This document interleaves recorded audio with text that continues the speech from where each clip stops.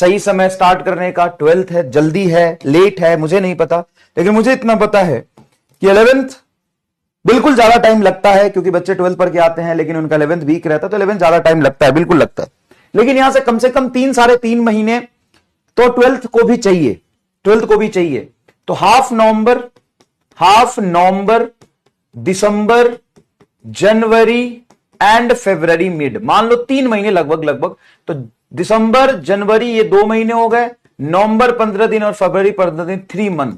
3 month अगर जोरदार तरीके से पढ़ें, 3 साढ़े 3 मंथ, तो 12th में इतना टाइम लगता है।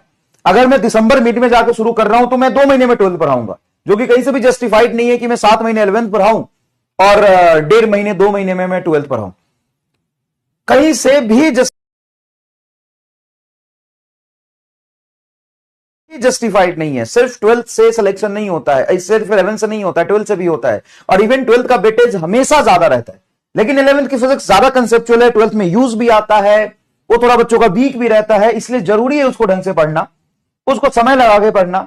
और उसमें तो भाई बेसिक मैथ और वेक्टर एक ऐसी चीज है जो 11th में भी है और 12th में भी है। तो बेसिक मैथ एंड वेक्टर को तो 12th में भी काउंट करोगे ना भाई, ऐसा तो नहीं कि वो सिर्फ 11th का पार्ट है। तो बेसिक मैथ हो गया, वेक्टर हो गया, ग्रेविटेशन हो गया, काइनेमेटिक्स हो गया, लॉज ऑफ मोशन हो गया। लॉज ऑफ मोशन उसमें बहुत हेवियर पार्ट यहां यूज होगा, बहुत हेवियर पार्ट उसका यहां पे यूज होने वाला है। तो आप कह सकते हो कि ठीक है, मतलब 3 महीने पढ़ रहे हैं तो 4 महीने 12th हम समय दे रहे हैं, 4 महीने 12th दे रहे हैं। लेकिन अगर मैं जनवरी में जाके दिसंबर एंड में जाके शुरू करता हूं 12th, तो वो बिल्कुल भी जस्टिफाइड नहीं होगा।